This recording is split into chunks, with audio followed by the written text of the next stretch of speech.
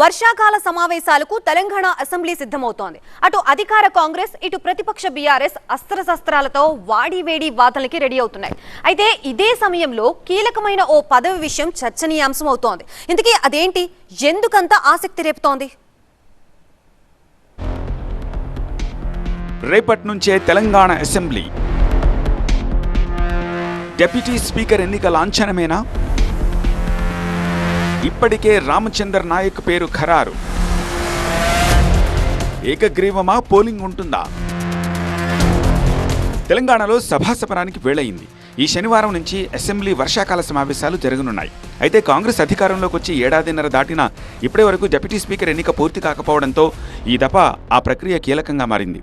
ఇప్పటికే ఈ పదవి ఎవరికన్నా క్లారిటీ ఉండడంతో డిప్యూటీ స్పీకర్ ఎన్నిక లాంఛనమే కానుంది. మహబూబాబాద్ జిల్లా డోర్నకల్ ఎమ్మెల్యే డాక్టర్ జాటోత్ రామచంద్ర నాయక్ శాసనసభ డిప్యూటీ స్పీకర్గా అవకాశం కల్పిస్తూ గతంలోనే కాంగ్రెస్ హైకమాండ్ ప్రకటన చేసింది. ఇటీవల మంత్రివర్గ విస్తరణ సమయంలోనే 3 కేబినెట్ బెర్తులను కన్ఫర్మ్ చేసిన అధిష్టానం రామచంద్ర నాయక్ను డిప్యూటీ స్పీకర్గా నియమించనున్నట్టు తెలిపింది. అయితే దీనికి సంబంధించి అధికారిక నోటిఫికేషన్ మాత్రం వెలువడలేదు.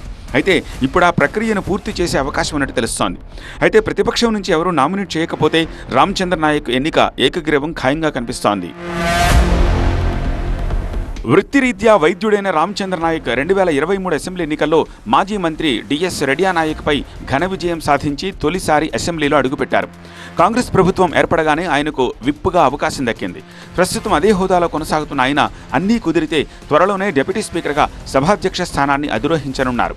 టీడీపీ అనుబంధ ఆరోగ్య విభాగం రాష్ట్ర ఉపాధ్యక్షుడిగా 2006లో రాజకీయాల్లోకి ప్రవేశించిన నాయక్ 2014 ఎన్నికల్లో ఆ పార్టీ అభ్యర్థిగా పోటీ చేసి ఓడిపోయారు. 2018 ఎన్నికల్లో కాంగ్రెస్ తరపున బరిలోకి దిగి మరోసారి ఓడిన రామచంద్ర నాయక్ ముచ్చటగా మూడోసారి పోటీ చేసి 2023లో విజయం దక్కించుకున్నారు. రామచంద్ర నాయక్ ఎంపిక వెనుక సామాజిక సమీకరణలు కూడా ఉన్నట్టుగా తెలుస్తోంది. ఇప్పటికే మంత్రివర్గంలో ఎస్టీ నాయకురాలిగా సీతక్క కీలక బాధ్యతలు నిర్వర్తిస్తుండగా మరింత బలమైన ప్రాతినిధ్యం కోరుతున్నారు ఆ సామాజిక వర్గం నేతలు. మంత్రివర్గ విస్తరణలోనూ అవకాశం దక్కుతుందని ఆశించారు. అందుకే ఇప్పుడు ఈ డిప్యూటీ స్పీకర్ పదవిని కట్టబెట్టడం ద్వారా కాంగ్రెస్ అధిష్టానం ఆ వర్గాన్ని సంతృప్తిపరిచే ప్రయత్నం చేసినట్టు తెలుస్తోంది. ఒక మంత్రి పదవితో పాటు కీలకమైన డిప్యూటీ స్పీకర్ పదవి ఇవ్వడం ద్వారా ఫ్యూచర్లో మరోసారి మంత్రివర్గ విస్తరణ జరిగినా ఆ వర్గం నుంచి మరోసారి డిమాండ్ లేకుండా కాంగ్రెస్ పెద్దలు జాగ్రత్త పడ్డట్టు తెలుస్తోంది.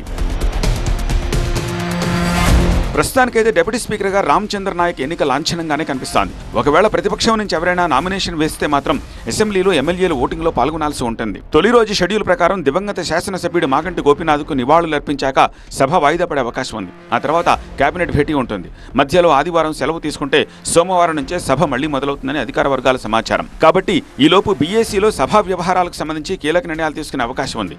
ఆ తర్వాతే డిప్యూటీ స్పీకర్ ఎన్నిక జరిగే అవకాశం కనిపిస్తోంది.